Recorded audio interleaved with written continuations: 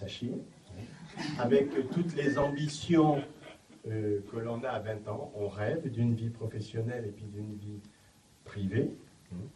Donc, je suis arrivé au boulevard de Grenelle, donc c'est pour ça que la première photo de mon invitation, c'est le boulevard de Grenelle. Donc, on avait 10 étages, pour ceux qui connaissent, mais je raconte aussi pour ceux qui ne connaissaient pas. Et puis après, le capitaine de ce navire s'appelait Monsieur Jean Blais. Voilà. On l'avait surnommé Johnny, parce que je donne un surnom à tout le monde, n'est-ce pas? Comme vous pouvez le savoir.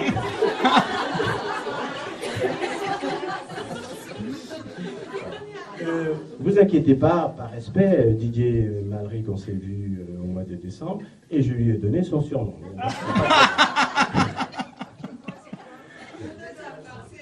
Alors, donc, en 73, on est arrivé au boulevard de Grenelle. Donc, le capitaine Jean Blais, avec les tempêtes que le navire peut se... On se retrouve en 1976 à déménager pour aller à la Tour Montparnasse. Donc, à la Tour Montparnasse, le capitaine est toujours Jean Blais. Et là, évidemment, on doit se réadapter. Du 10e étage de l'immeuble, on se retrouve au 36, 37, 38e étage. Remarquez que pour un capitaine, pour la vision, pour piloter, c'est quand même mieux. Donc, en 76, c'est Jean Blais. Donc, de 76 à 2006, je vais faire très court, j'ai connu 3 capitaines.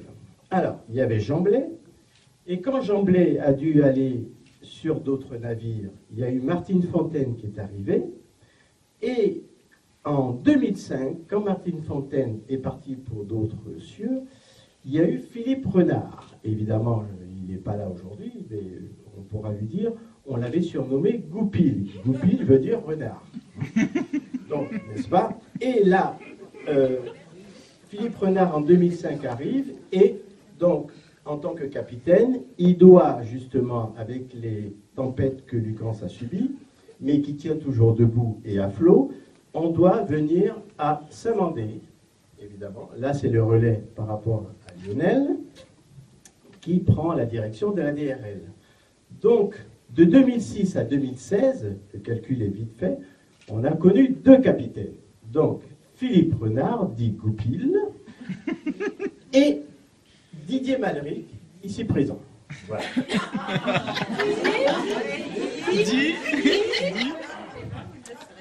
Bien. Alors, à ce moment-là, qu'est-ce qui se passe? Donc, il y a un directeur, une directrice de la branche DRL, c'est pour ça que je les ai choisis, c'est Lionel et Nicole. Voilà. Et ils sont présents et je vous en remercie déjà. Tout à fait, parce que des fois on ne sait pas.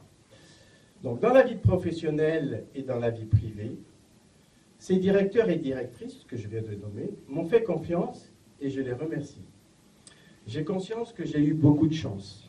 Parce que dans la vie, 43 ans, pour arriver à ce stade-là, il faut avoir de la chance. Et Lionel, je vous remercie, même si ça fait partie de ma nature. C'est vrai. Mais bon, je vais terminer ce discours avec une pensée vraiment pour tous les collègues que j'ai connus pendant les 43 ans, qui sont présents ou absents, sans rentrer dans les détails. Alors là, attention. Mes proches collaborateurs de la gestion des bêtises et des sottises. Là, je tiens à dire que Jean-Michel Centreau, qui devait être là, je ne sais pas s'il est là. Tu arrives toujours à l'heure, c'est bien, mon ami.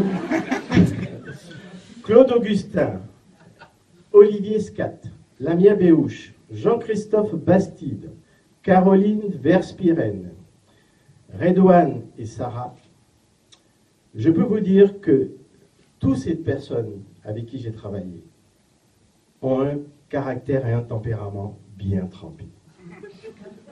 Ils ont des compétences, mais ils ont aussi du potentiel pour progresser.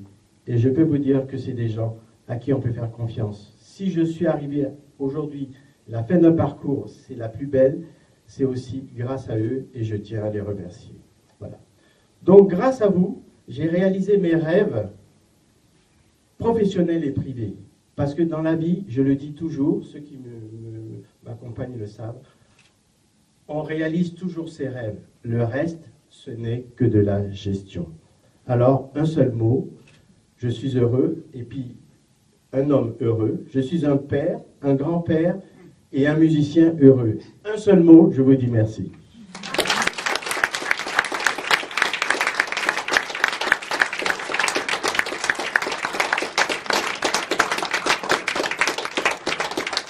Donc si vous voulez, on va boire quand même parce que j'ai peur que le champagne me réchauffe.